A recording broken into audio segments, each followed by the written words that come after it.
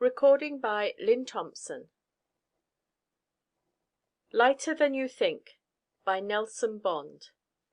Some joker in the dear dead days, now virtually beyond recall, won two-bit immortality by declaring that what this country needs is a good 5-cent cigar, which is, of course, Victorian malarkey. What this country really needs is a good 5-cent nickel, or perhaps a good cigar-shaped spaceship. There's a fortune waiting somewhere out in space for the man who can get out there and claim it. A fortune! And if you think I'm just talking through my hat, lend an ear. Joyce started the whole thing. Or maybe I did, when for the umpteenth time I suggested she should marry me. She smiled in a way that showed she didn't disapprove of my persistence, but loosed a salvo of devastating negatives. No deal, she crisped decisively. Know why? No dough. But sugar, I pleaded. 2 can live as cheaply as 1. This is true, replied Joyce, only of guppies. Understand, Don, I don't mind changing my name from Carter to Mallory. In fact, I'd rather like to. But I have no desire whatever to be known to the neighbors as that poor little Mrs. Mallory in the last year's coat. I'll marry you, she continued firmly, when, as, and if you get a promotion. Her answer was by no stretch of the imagination a reason for loud cheers, handsprings, and cartwheels, because I'm a federal employee. The United States Patent Office is my beat. There's one nice thing to be said about working for the bewhiskered old gentleman in the star-spangled stovepipe and striped breeches. It's permanent. Once you get your name inscribed on the list of civil service employees, it takes an act of Congress to blast it off again. And of course I don't have to remind you how long it takes that body of vote-happy windbags to act.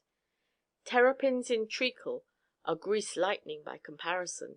But advancement is painfully slow in a department where discharges are unheard of and resignations rare. When I started clerking for this madhouse, I was assistant to the assistant chief clerk's assistant. Now, 10 years later, by dint of mighty effort and a cultivated facility for avoiding senatorial investigations, I've succeeded in losing only one of those redundant adjectives. Being my secretary, Joyce certainly realized this, but women have a remarkable ability to separate business and pleasure. So, a promotion, she insisted, or at least a good substantial raise. In case you don't know it, I told her gloomily, you are displaying a lamentably vulgar interest in one of life's lesser values. Happiness, not money, should be man's chief goal.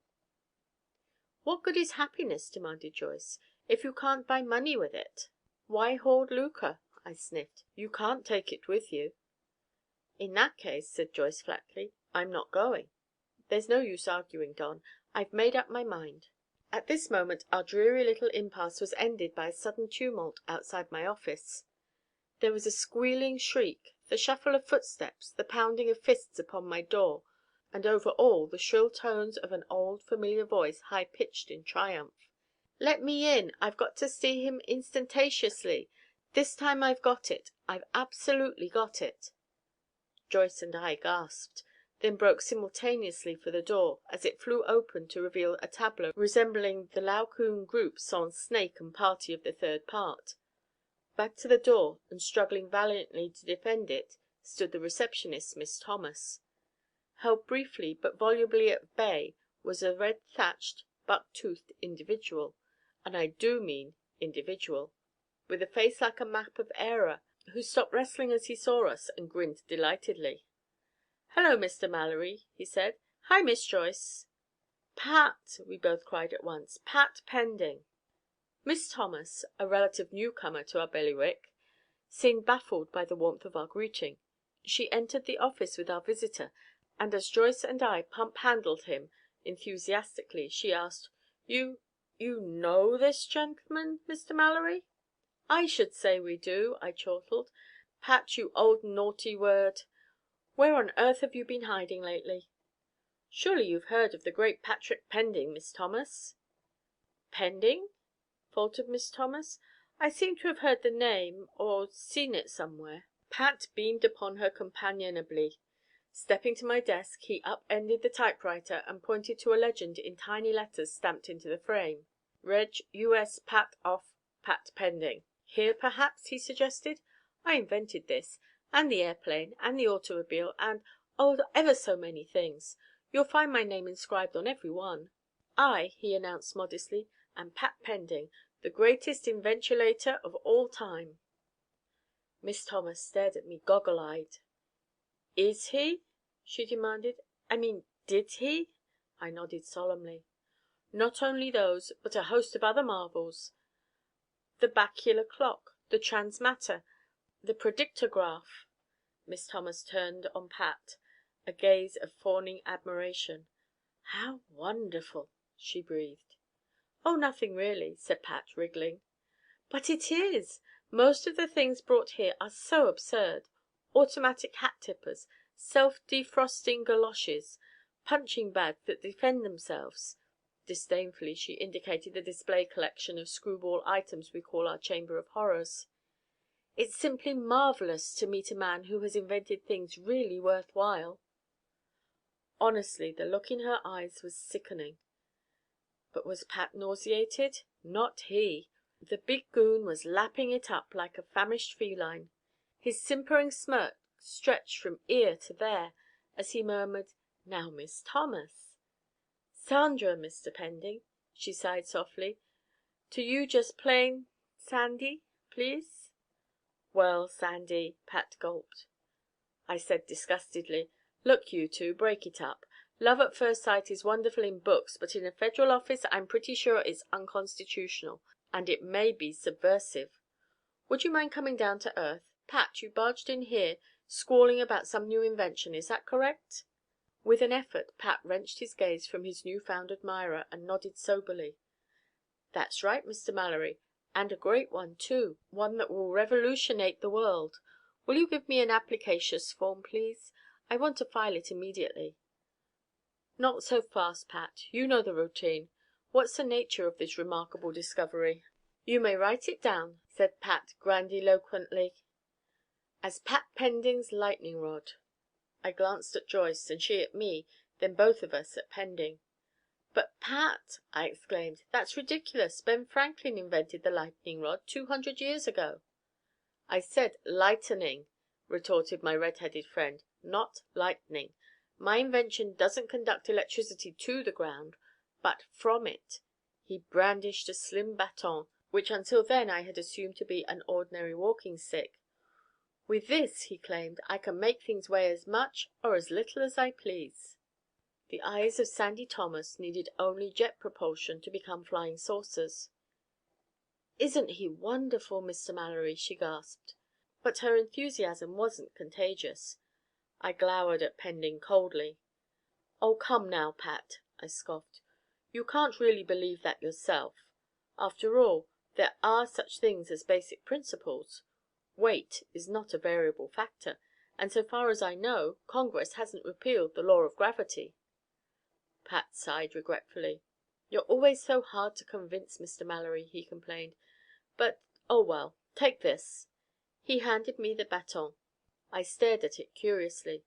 It looked rather like a British swagger stick, slim, dainty, well balanced. But the ornamental gadget at its top was not commonplace. It seemed to be a knob or a dial of some kind, divided into segments scored with vernier markings. I gazed at Pending askance. "Well, Pat, what now?" "How much do you weigh, Mr. Mallory?" 165, I answered. "You're sure of that?" "I'm not, but my bathroom scales appear to be, this morning. Why?" "Do you think Miss Joyce could lift you?" I said thoughtfully. "Well, that's an idea, but I doubt it. She won't even let me try to support her." "I'm serious, Mr. Mallory. Do you think she could lift you with one hand?" "Don't be silly. Of course not. Nor could you." "That's where you're wrong," said Pending firmly. "She can and will." He reached forward suddenly and twisted the metal cap on the stick in my hands. As he did so, I loosed a cry of alarm and almost dropped the baton, for instantaneously I experienced a startling, flighty giddiness, a sudden loss of weight that made me feel as if my soles were treading on sponge rubber. my shoulders sprouting wings. "Hold on to it," cried Pat, then to Joyce, "Lift him, Miss Joyce." Joyce faltered. "How? Like this?" and touched a finger to my midriff. Immediately my feet left the floor. I started flailing futilely to trample 6 inches of ozone back to the solid floorboards. To no avail. With no effort whatever, Joyce raised me high above her head until my dazed dome was shedding dandruff on the ceiling. "Well, Mr. Mallory," said Pat, "do you believe me now?" "Get me down out of here," I howled. "You know I can't stand high places." "You now weigh less than 10 pounds. Never mind the statistics. I feel like a circus balloon. How do I get down again?" "Turn the knob on the cane," advised Pat, "to your normal weight. Careful now, not so fast." His warning came too late. I hit the deck with a resounding thud, and the cane came clattering after. Pat retrieved it hurriedly, inspected it to make sure it was not damaged. I glared at him as I picked myself off the floor. "You might show some interest in me," I grumbled. "I doubt if that stick will need a liniment rub-down tonight." "Okay, Pat. You're right and I'm wrong, as you usually are. That modern variation of a witch's broomstick does operate. Only how?" "That dial at the top governs weight," explained Pat. "When you turn it—" "Skip that. I know how it is operated. I want to know what makes it work." "Well," explained Pat, "I'm not certain I can make it clear, but it's all tied up with the elemental scientific problems of mass, weight, gravity, and electric energy. What is electricity, for example?" "I used to know," I frowned, "but I forget." Joyce shook her head sorrowfully. "Friends," she intoned, "let us all bow our heads. This is a moment of great tragedy. The only man in the world who ever knew what electricity is, and he has forgotten." "That's the whole point," agreed Pending. "No one knows what electricity really is. All we know is how to use it. Einstein has demonstrated that the force of gravity and electrical energy are kindred, perhaps different aspects of a common phenomenon. That was my starting point." "So this rod, which enables you to defy the law of gravity, is electrical?" "Electricaceous," corrected Pat. "You see, I have transmogrified the polarifity of certain ingredulous cellulations, a series of disintegrated helicosities, activated by hypermagnetation, set up a disruptular wave motion which results in counter-gravity." And there you are. 99% of the time Pat Pending talks like a normal human being, but asking him to explain the mechanism of one of his inventions and linguistic hell breaks loose. He begins jabbering like a schizophrenic parrot reading a Sanskrit dictionary backward. I sighed and surrendered all hope of ever actually learning how his great new discovery worked. I turned my thoughts to more important matters. "Okay, Pat, we'll dismiss the details as trivial and get down to brass tacks. What is your invention used for?" "Eh?" said the redhead. "It is not enough that the idea is practicable," I pointed out. "It must also be practical to be of any value in this frenzied modern era. What good is your invention?" "What good," demanded Joyce, "is a newborn baby?" "Don't change the subject," I suggested. "Or come to think of it, maybe you should. At the diaper level life is just one damp thing after another. But how to turn Pat's brainchild into cold hard cash, that's the question before the board now. Individual flight a la Superman? No dice. I can testify from personal experience that once you get up there you're completely out of control, and I can't see any sense in humans trying to fly with jet flames scorching their base of operations. Elevators, derricks, building cranes? Possible. But lifting a couple £100 is one thing. Lifting a few tons is a horse of a different color. No, Pat," I continued, "I don't see just how—" Sandy Thomas squeaked suddenly and grasped my arm. "That's it, Mr. Mallory!" she cried. "That's it!" "Huh? What's what?" "You wanted to know how Pat could make money from his invention. You've just answered your own question." "I have?" "Horses. Horse racing, to be exact. You've heard of handicaps, haven't you?" "I'm overwhelmed with them," I nodded wearily. A secretary who repulses my honourable advances, a receptionist who squeals in my ear. Listen, Mr. Mallory, what's the last thing horses do before they go to the post?" "Check the tote board," I said promptly, "to find out if I've got any money on them. Horses hate me. They formed an equine conspiracy to prove to me the ancient adage that a fool and his money are soon parted." "Wait a minute," chimed in Joyce thoughtfully. "I know what Sandy means. They weigh in. Is that right?" "Exactly. The more weight a horse is bearing the slower it runs. That's the purpose of handicapping. But if a horse was supposed to be carrying more than 100 pounds was actually carrying only 10, well, you see—" Sandy paused, breathless. I stared at her with a gathering respect. "Never underestimate the power of a woman," I said, "when it comes to devising new and ingenious methods of perpetrating petty larceny. There's only one small fly in the ointment, so far as I can see. How do we convince some racehorse owner that he should become a party to this gentle felony?" "Oh, you don't have to," smiled Sandy cheerfully. "I'm already convinced." "You? You own a horse?" "Yes. Haven't you ever heard of Tapwater?" "Oh, sure. That drip's running all the time." Joyce tossed me a reproving glance. "This is a matter of gravity, Donald," she stated, "and you keep treating it with levity. Sandy, do you really own Tapwater? He's the colt who won the Monmouth Futurity, isn't he?" "That's right, and 4 other starts this season. That's been our big trouble. He shows such promise that the judges have placed him under a terrific weight handicap. To run in next week's Gold Stakes, for instance, he would have to carry 124 pounds.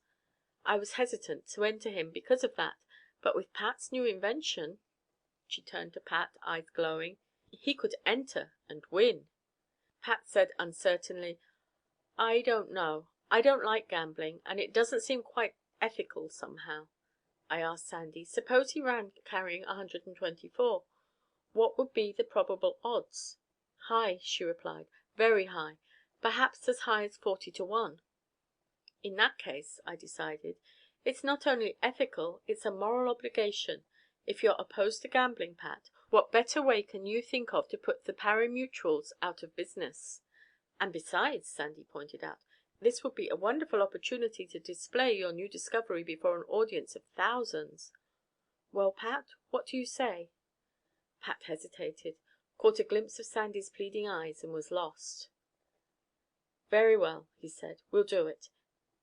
Mr. Mallory, enter Tapwater in the Gold Stakes. We'll put on the most spectaceous exhibition in the history of gambalizing." Thus it was that approximately 1 week later our piratical little crew was assembled once again, this time in the paddock at Laurel. In case you're an inland aborigine, let me explain that Laurel Racetrack, from the township of the same name, is where horse fanciers from the District of Columbia go to abandon their capital on weekends. We were briefing our jockey, a scrawny youth with a pair of oversized ears, on the use of Pat's lightning rod. Being short on gray matter as well as on stature, he wasn't getting it at all. "You mean," he said for the 3rd or 33rd time, "you don't want I should hit the nag with this bat?" "Heavens, no!" gasped Pat, blanching. "It's much too delicate for that." "Don't fool yourself, mister. Horses can stand a lot of leather." "Not the horse, stupid," I said. "The bat. This is the only riding crop of its kind in the world. We don't want it damaged. All you have to do is carry it. We'll do the rest." "How about setting the dial, Don?" asked Joyce. "Pat will do that just before the horses move onto the track. Now let's get going. It's weigh-in time." We moved to the scales with our rider. He stepped aboard the platform complete with silks and saddle, and the spinner leaped to a staggering 102, whereupon the officials started gravely handing him little leather sacks. "What's this?" I whispered to Sandy. "Prizes for malnutrition? He must have won all the blackjacks east of the Mississippi." "The handicap," she whispered back. "Lead weights at 1 pound each." "If he starts to lose," I ruminated, "they'd make wonderful ammunition." 124, announced the chief weigher-inner. "Next entry." We returned to Tapwater. The jockey fastened the weights to his gear, saddled up and mounted. From the track came the traditional bugle call. Sandy nodded to Pat. "All right, Pat. Now." Pending twisted the knob of his lightning rod and handed the stick to the jockey. The little horseman gasped, rose 3 inches in his stirrup, and almost let go of the baton. "Hey!" he exclaimed. "I feel funny. I feel—" "Never mind that," I told him. "Just you hold on to that rod until the race is over, and when you come back give it to Pat immediately. Understand?" "Yes, but I feel so light-headed." "That's because you're feather-brained," I advised him. "Now get going. Giddy up, Dobbin." I patted Tapwater's flank, and so help me Newton, I think that one gentle tap pushed the colt halfway to the starting gate. He pattered across the turf with a curious bouncing gait, as if he were running on tiptoe. We hastened to our seats in the grandstand. "Did you get all the bets down?" asked Joyce. I nodded and displayed a deck of ducats. "It may not have occurred to you, my sweet," I announced gleefully, "but these pasteboards are transferable on demand to rice and old shoes, the sweet strains of 'Oh Promise Me' and the scent of orange blossoms. You insisted I should have a nest egg before you would murmur 'I do.' Well, after this race these tickets will be worth—" I cast a swift glance at the tote board's closing odds, quoting Tapwater at 35 to 1. "Approximately $70,000. "Donald!" gasped Joyce. "You didn't bet all your savings?" "Every cent," I told her cheerfully. "Why not?" "But if something should go wrong? If Tapwater should lose?" "He won't. See what I mean?" For even as we were talking, the bell jangled, the crowd roared, and the horses were off. 8 entries surged from the starting gate, and already one full length out in front pranced the weight-free, Lightfoot Tapwater. At the quarter post our colt had stretched his lead to 3 lengths, and I shouted in Pending's ear, "How much does that jockey weigh, anyway?" "About 6 pounds," said Pat. I turned the knob to cancel 118. At the half, all the other horses could glimpse of Tapwater was heels. At the 3/4 post he was so far ahead that the jockey must have been lonely.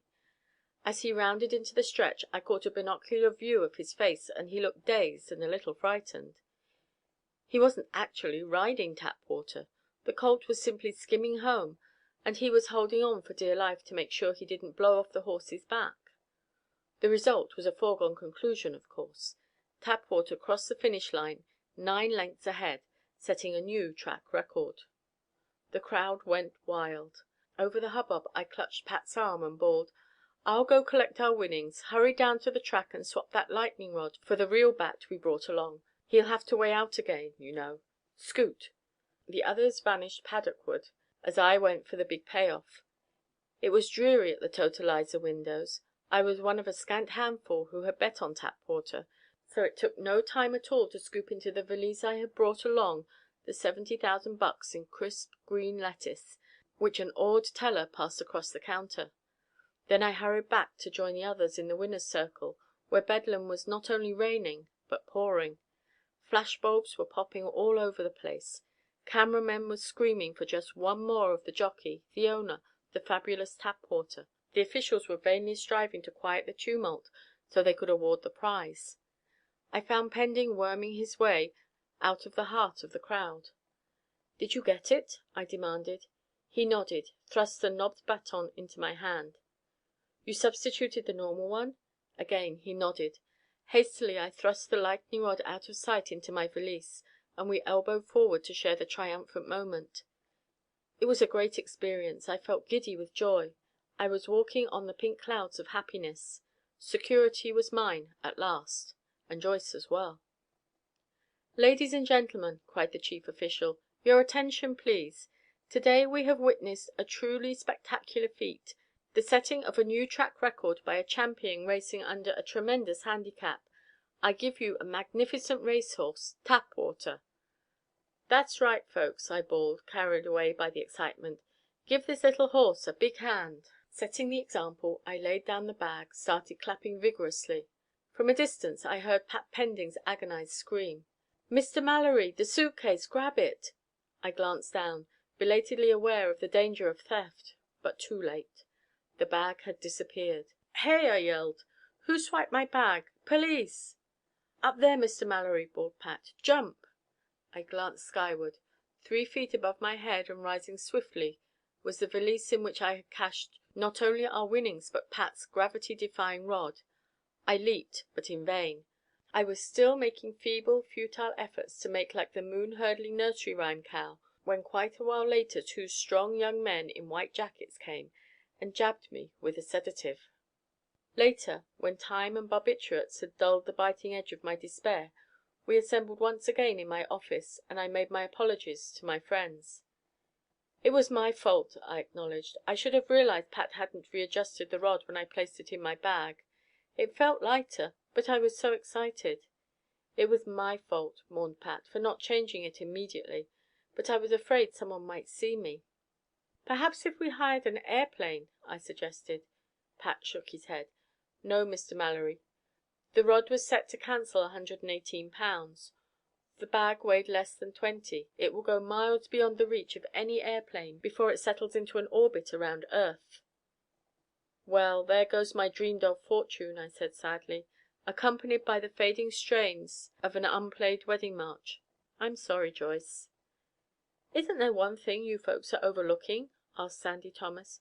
"My goodness, you'd think we had lost our last cent just because that little old bag flew away." "For your information," I told her, "that is precisely what happened to me. My entire bank account vanished into the wild blue yonder, and some of Pat's money, too." "But have you forgotten," she insisted, "that we won the race? Of course the track officials were a wee bit suspicious when your suitcase took off, but they couldn't prove anything. So they paid me the gold stakes prize. If we split it 4 ways, we all make a nice little profit. Or," she added, "if you and Joyce want to make yours a double share, we could split it 3 ways. Or," she continued hopefully, "if Pat wants to, we could make it 2 double shares and split it 50-50." From the look in Pat's eyes, I knew he was stunned by this possibility, and from the look in hers, I felt she was going to make every effort to take advantage of his bewilderment. So, as I said before, what this country needs is a good cigar-shaped spaceship. There's a fortune waiting somewhere out in space for the man who can go out there and claim it. $70,000 in cold, hard cash. Indubitatiously. End of Lighter Than You Think by Nelson Bond.